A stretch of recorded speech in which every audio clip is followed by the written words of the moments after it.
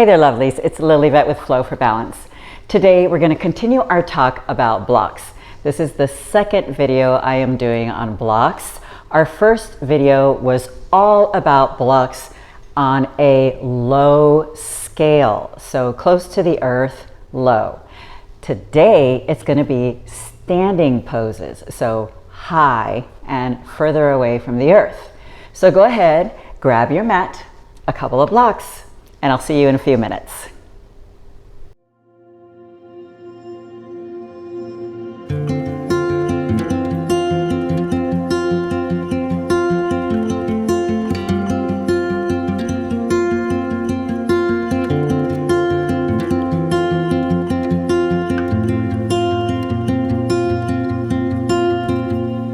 Welcome back. It's Lillyvette with Flow for Balance, and today we're going to continue our talk all about blocks. If you didn't see the first part, please go ahead and check that one out. It's all about seated and close to the earth use of blocks.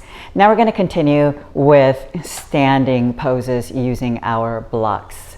What I do want to go ahead and stress that I did in the first talk about our blocks is that blocks are something that we don't want to be intimidated by. They are something that help us to strengthen our practice. They help bring the earth closer to you, so they allow you to get a little more confident in your practice. They allow you to get deeper into a pose. So it doesn't matter whether you are brand new to practicing or you've been practicing for a long time. Remember that we never wake up feeling the same way. We're not machines. One day you might be feeling stiff and you might not be able to be a little more flexible than you are normally. So using blocks can be an awesome way to loosen up the body and then get into a pose more easily as you move forward with the practice. And it might be a great way for you to kind of get used to a pose that you're not used to initially, and allow you to get into the pose as you learn more about asana and that one limb that we have in yoga. There are blocks that are more of a foam type of design, and these can be bought either on Amazon or any big department store, superstore, Walmart, Target, anywhere like that. Prices will vary. These are probably your cheapest blocks to find. You can also find them in a specialty store. Just look up yoga blocks if you want to go ahead and find them online. And then these are the cork blocks that I absolutely love. They're going to be a little heavier, and they're also going to be a little sturdier. And that's what I do love about them, that they are a little more sturdy. So whatever you're doing in your practice, they are going to stay a little more in place. So that's what I like about them. So they're going to be a little more expensive. And again, you can find them on Amazon, or I think that now some of those superstores are carrying cork blocks. You won't always find them there, so maybe you have to order them online. And definitely your specialty stores. This is from Gyan, that is a yoga specialty store, and Pilates, and so this is where you will find that one. So running through these quickly. And in my first video, I talk about more specialty blocks, so check that one out. All right, so we're going to go into some standing poses. Now, the one thing that I did say about blocks that I think is really, really important is that, for instance, when I started practicing yoga years and years ago, I could not touch my toes. And a lot of people can't. And that is perfectly fine, right? We are not trying to be perfect because we understand that perfectionism and being perfect does not exist, either on the mat or off of the mat. And the more we can accept that, the easier things will be in our practice and in our lives. So if we were to put our blocks, for instance, at our toes, and we were to inhale And then exhale and swan dive down and bring the floor closer to us. Look how much easier this is. If we normally have our knees generously bent as we go down, or we cannot reach, and this is as far as we can reach, we can go ahead and place our hands on the blocks and perhaps straighten our legs. We can also bring the top block a little higher, level 1, and then straighten the legs and let the head hang. So just a great way for you to feel that you are getting into a place of ease and comfort and feeling your hands on the earth, getting the energy from the earth up through your blocks. I hope this is making sense to you. Another way to do this is to have the blocks on each side. Bring your hands down and let your head hang. You choose whatever is going to be the best for your practice. Remember that it is your practice and you have the agency to choose whatever it is that you want. You set the boundaries and you choose whatever is best. So your ABCs. As you get better, you can bring to level 2, level 3, and then ultimately your fingertips are down, maybe your palms come down. So wherever you are, just becoming aware of where you are and not criticizing or judging, okay? So another place that I think blocks are really great is in triangle pose. So if you have your feet out in a pose, you leave your block at the top of the mat. You're going to take your front toes, bring them forward. You're going to reach until you can't reach anymore.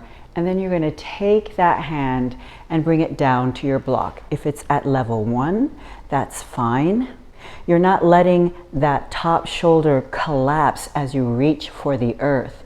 You're keeping your top shoulder, rotating it back, taking that shoulder blade back, lifting up and away from the ribs, and then lifting your top arm up. Breathing.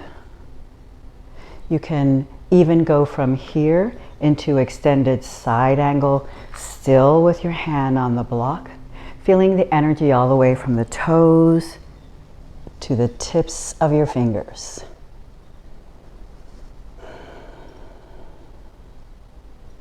Nice deep inhale, and then on the exhale coming down, perhaps going back into triangle.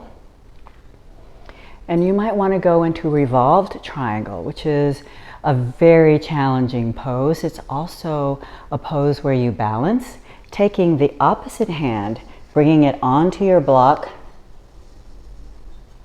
opposite arm up.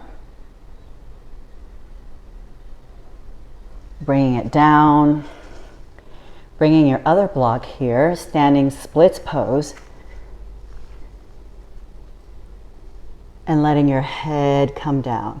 You've brought your earth to you. So the earth comes to you each time as you continue to practice. Remember, it's a practice, not a perfect. You start to feel a little more confident. You feel how your body changes, becoming aware of the changes in your body, not criticizing or judging, but noticing how your body changes, grows. And then from here we can do some of the poses. A low lunge, keeping that leg back, hand here into an easy twist.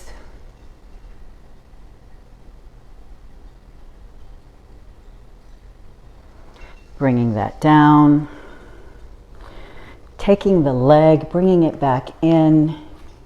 And even if you wanted to do another stretch where you cross one leg to the back, and you want to go ahead and get a stretch in that side body and in the hamstring, where it might be too difficult to have your hands all the way down on the earth.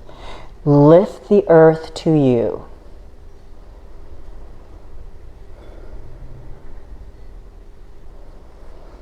Balancing moves can also be very difficult to do. If you are in triangle pose and you want to go ahead and try Ardha Chandrasana, half moon pose, perhaps bring the earth to you where you can do more of a balance and not feel as challenged when you do this. And then as you grow in your practice, take the bottom hand to the floor, gently coming down and allowing yourself to grow as you go and not criticize or judge. It's very difficult sometimes as we see other people, perhaps we are in a studio and they are at different levels, to feel comfortable if you are a bit more shy, or perhaps you are someone that is used to self-criticism. Loving kindness is very difficult to practice. It is one of the most difficult things to practice. So this is a great place to do that, doing loving kindness with our blocks in our practice, making sure that we are kind to ourselves, that we don't self-judge, and that we can notice and be aware of where we are in our practice and have the opportunity to grow and get to that place of self-discovery on this journey of yoga, which is a journey of life. I hope this has been helpful to you to see the different places where you can use your blocks as you continue to practice standing. If you do have any questions or comments, please go ahead and leave those below and I will respond to those as soon as I can. Maybe there is something else that you would like to see on another video, and I'm happy to go ahead and try and help you out as much as possible. That's what we are here for, to guide you, not to dictate to you. So if you haven't subscribed to my channel, I hope that you do. And until we meet again, in the meantime, take care and be well. Bye-bye.